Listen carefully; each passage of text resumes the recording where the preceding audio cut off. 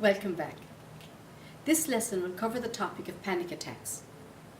Panic attacks are periods of intense fear or apprehension of sudden onset, accompanied by at least 4 or more symptoms, such as heart palpitations, dizziness, shortness of breath, or feelings of unreality, and of variable duration from minutes to hours. A panic attack is a sudden extreme attack of anxiety. They usually begin abruptly, may reach a peak within 10 to 20 minutes, but may continue for hours in some cases.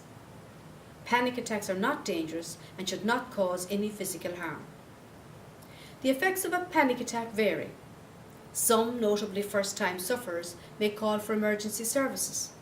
Many who experience a panic attack, mostly for the first time, fear they are having a heart attack or a nervous breakdown. Common psychological themes associated with panic attacks include the fears of impending death or loss of sanity. A panic attack may make you feel dizzy or faint or sick or as if you can't breathe. You may have palpitations or sweaty palms, and you might shake. Repeated panic attacks are considered a symptom of panic disorder. Panic attacks may happen in situations where you usually feel anxious, such as on a crowded bus or train. Some people get panic attacks in social situations or medical environments, or as a result of health worries. Sometimes feelings of panic seem to come on out of the blue, with no obvious trigger, including nocturnal panic attacks, which happen in the middle of the night. Although a panic attack can be frightening, it usually passes quickly, especially if you manage to slow down your breathing. Although at the time it might feel like the best idea is to quickly escape the situation you're in, it's better to stay where you are and let the panic work its way out. This is because it's very easy to get into the habit of avoiding all situations where you feel you can't cope. This makes getting back to a panic-free life difficult in the long term. So, when is it an asthma attack or a panic attack? Because a panic attack has some of the same symptoms of an asthma attack, it's important to know your own asthma symptoms and how to recognize when they're getting worse. This can help you to feel more confident about telling the difference. So here is some information that might help you determine the difference. When you have an asthma attack, you tend to have a cough, wheeze, sticky phlegm, low peak flow, and your blue reliever inhaler helps.